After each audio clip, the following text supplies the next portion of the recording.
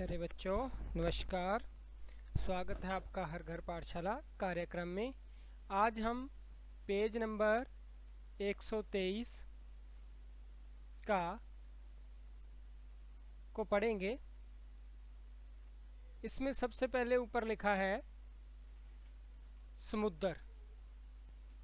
ये समुद्र हेडिंग है इसका, पेज चैप्टर नंबर 8 का, पेज नंबर 123 पर। यहाँ पर एक लड़का खड़ा है, ये देखिए, इसका नाम बाला है, जो समुद्र के सामने खड़ा है। ये क्या कह रहा है बाला? बाला समुद्र तट पर खड़ा है, विशाल समुद्र को देख रहा है। ऐसा लग रहा है कि समुद्र का कहीं कोई अंत नहीं है। ये कह रहा है, समुद्र को देख रहा है और कह रहा है कि ऐसा लग रहा है कि समुद्र का कहीं भी कोई भी अंत नहीं है। तो यहाँ पे बच्चों ये आपसे प्रश्न पूछ रहा है, ये यहाँ पे ये क्या प्रश्न पूछ रहा है आपसे कि क्या तुमने समुद्र देखा है? चित्र में समुद्र कहाँ है? ये तो पहले पूछ रहा है कि आपने कभी कोई समुद्र देखा है। तो देखा है तो ठीक है, नहीं देखा है तो आपने टीवी में देखा होगा, ठीक है। तो चित्र में समुद्र कहाँ है? चित्र में समुद्र ये वाला, ये सारा जो नीला नीला पानी है, ये सब क्या है? समुद्र है। भारत के नक्शे में समुद्र को ढूंढो, कि जो भारत का नक्शा है उसमें समुद्र को हमने ढूंढना है और नक्शे में समुद्र को किस रंग से दर्शाया गया है। तो हम ढूंढते हैं उसको। तो ये है, ये हमारा भारत का नक्शा है और इसमें हमने क्या देखना है? समुद्र। तो ये बच्चों ये देखो, ये जो नीला रंग है, क्योंकि वहाँ भी नीले रंग का पानी था ना, तो ये भी पानी है सारा। तो इधर को भारत की पश्चिम की दिशा की तरफ लगता है ये वाला, ये अरब सागर है। कौन सा है? अरब सागर।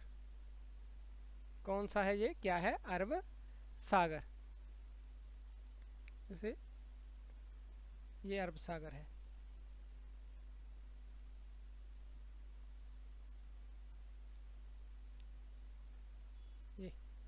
ये अरब सागर है, ये बंगाल की खाड़ी। और यहाँ नीचे ये वाला एरिया, जो ये वाला एरिया है, नीचे वाला एरिया, ये है हमारा हिंद महासागर। क्या है ये? क्या कह सकते हैं इसको हम?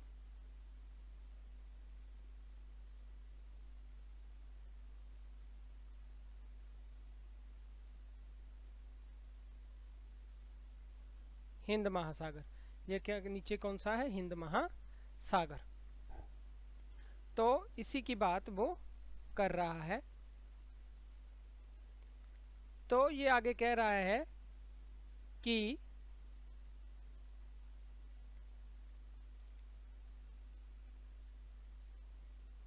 उन राज्यों पर निशान लगाओ जिनके एक तरफ समुद्र है। तो नक्शे में हमने देखना है और उन राज्यों के ऊपर क्या लगाने हैं? निशान लगाने हैं। तो ये देखिए, तो ये वाला, ये कौन क्या है? गुजरात। इसके एक और क्या? इसके तो 1 2 3 और समुद्र है गुजरात के।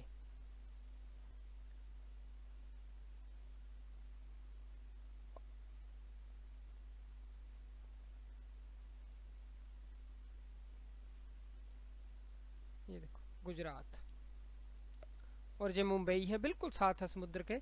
तो ये कौन सा राज्य है? महाराष्ट्र। इसके भी एक और समुद्र है। उसके बाद ये गोवा है, उसके बाद ये कर्नाटक, कर्नाटक के बाद ये आ गया अपना केरल, और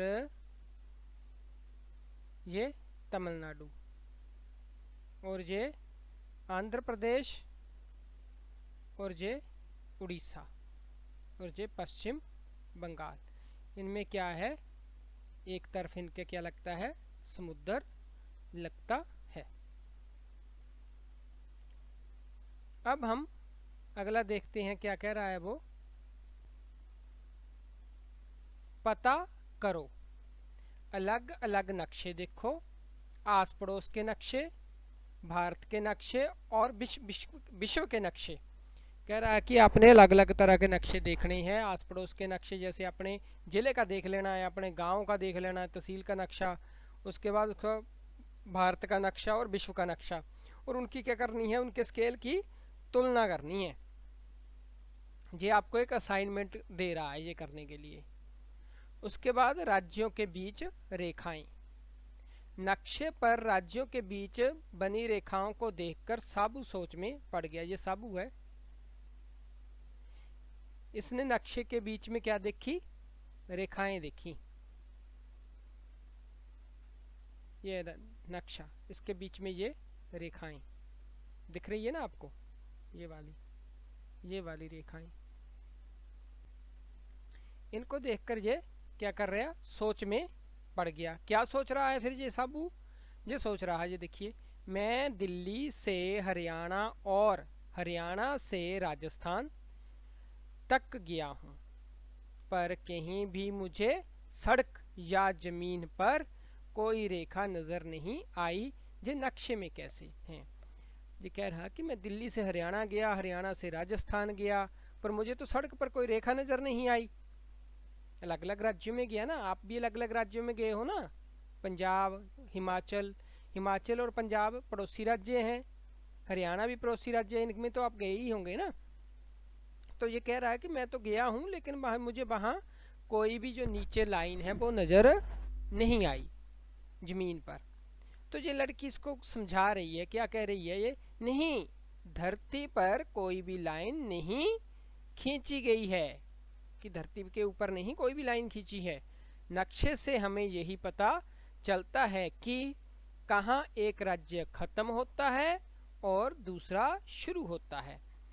कि नक्शे में तो ये इसलिए लाइंस खींची गई है ताकि हमें पता चल जाए कि कहाँ से एक राज्य शुरू हो रहा है और कहाँ दूसरा राज्य खत्म हो रहा है। तो ये फिर जवाब दे रहा है, इसको जवाब दे रहा है, क्या कह रहा है, ओ हाँ, हमने सीमा पर टोल टैक्स दिया था, कि जब हम एक राज्य से दूसरे राज्य में गए तो रास्ते में जब हमने एंट्री की, वहाँ टोल प्लाजा था, हमने टोल टैक्स दिया। मैंने एक बहुत बड़ा बोर्ड लगा देखा है जिस पर लिखा था हरियाणा में आपका स्वागत है। इस क्या कह रहा है कि मैंने बोर्ड देखा, उस पर क्या लिखा था कि हरियाणा में आपका स्वागत है। तो चलो बच्चों, ये था पेज नंबर 123। अब उससे आगे चलते हैं हम।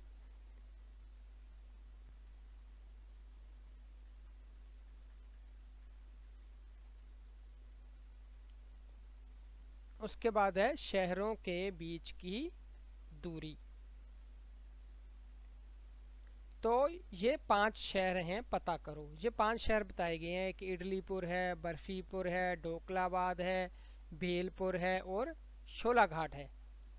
इस नक्शे में इडलीपुर से बर्फीपुर कितने सेंटीमीटर दूर है। अब इडलीपुर से बर्फीपुर, ये तो आप स्केल से नाप सकते हो।